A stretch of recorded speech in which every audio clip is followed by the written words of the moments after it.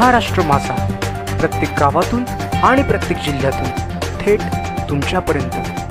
काली मैया की जय, मुंडा मैया की जय, जासन मैया की जय, मैया की जय, काली मैया की जय, नर्मदे दरबार की जय। नमस्कार, बातमी आहे गुजरातमधून। गुजरातमधून पंचमहाल जिल्ह्यातून पावागड गडमधील भाविकांचा जनसागर पावागडवर महाकालीच्या दर्शनासाठी लाखोंची गर्दी। रोपवे सुविधाही भक्तांच्या सोयीसाठी पावागड चढण झाली सोपी। गुजरातच्या पंचमहाल जिल्ह्यातील पावागड पर्वतावर देवी महाकालीच्या मंदिरात भाविकांचा महापूर उसळला। देशभरातून आलेले लाखो भक्त मां महाकालीच्या दर्शनासाठी दररोज मंदिरात गर्दी करत आहेत। श्रद्धेनं ओतप्रोत डोळे आणि भक्तीच्या जोशानं भारावलेले वातावरण पाहून पावागड पर्वतावर महाशक्तीचा जागर सुरू असल्याची अनुभूती येते। शक्तिपीठांचं पौराणिक महत्व। पौराणिक कथेनुसार देवी सतीच्या शरीराचे 51 भाग पृथ्वीवर विखुरले गेले आणि ते ठिकाणे म्हणजे शक्तिपीठ म्हणून ओळखली जातात।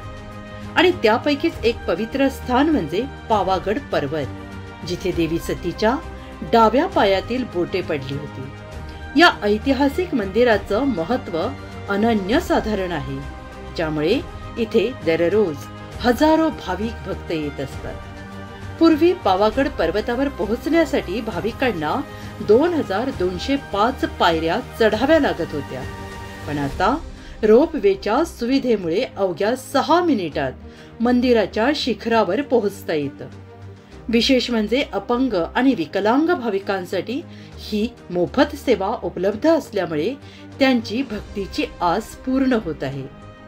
मंदिर प्रशासनाने भाविकांसाठी ही सुविधा देऊन त्यांच्या दर्शनाचं सुख अधिक सोयीस्कर केलं आहे।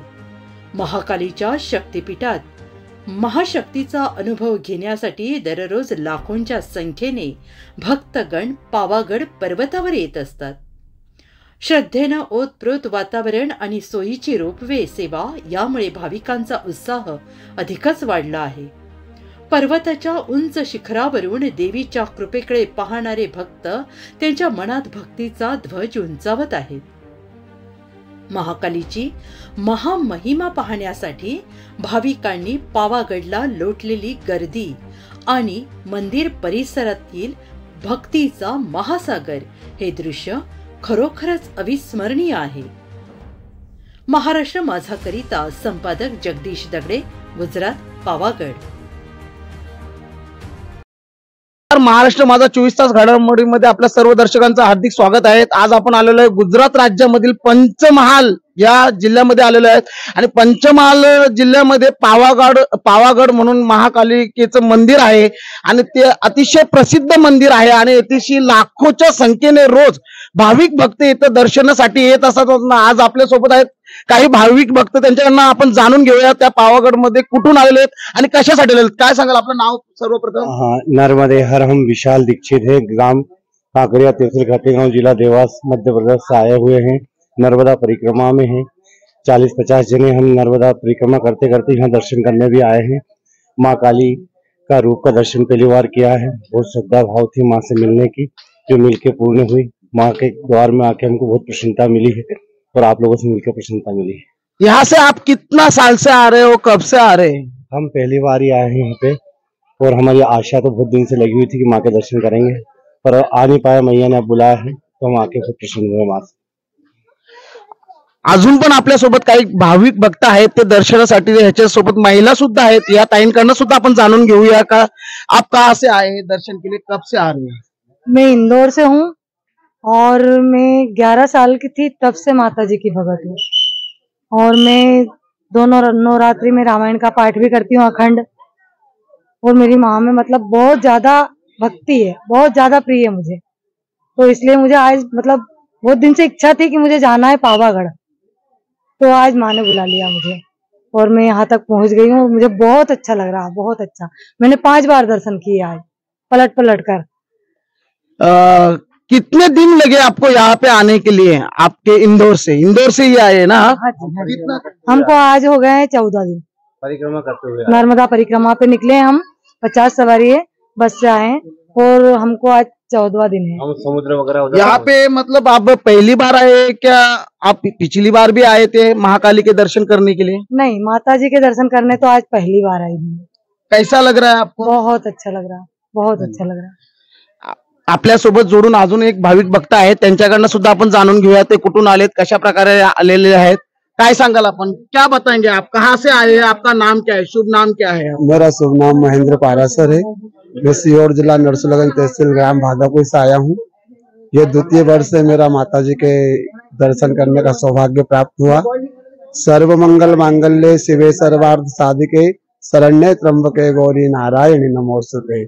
माता जी सबका मंगल करने वाली है, सबकी मनोकामना को पूर्ण करने वाली है। ऐसे माता जी के चरणों में मेरा कोटि कोटि नमन। माता जी सबकी मनोकामना पूर्ण करे और मेरे को पावागढ़ आकर बहुत सुख और समृद्धि शांति प्रदान होती है। आप कब से आ रहे हैं यहाँ पे पावागढ़ में महाकाली के दर्शन? ये मेरा द्वितीय वर्ष है, दूसरा साल है। आप कहाँ से आए बोले? मैं सीहोर जिला नरसुलगंज तहसील ग्राम भादापुर से आया हूँ। यहाँ से कितना किलोमीटर है लगभग? यहाँ से लगभग होगा 3200-3300 के समथिंग। अरे बाप रे, बहुत। आप कितने जन आए यहाँ पे महाकाली के दर्शन करने? हम यहाँ पर 55 लोग आए हुए हैं। नर्मदा परिक्रमा चल रही है हमारी।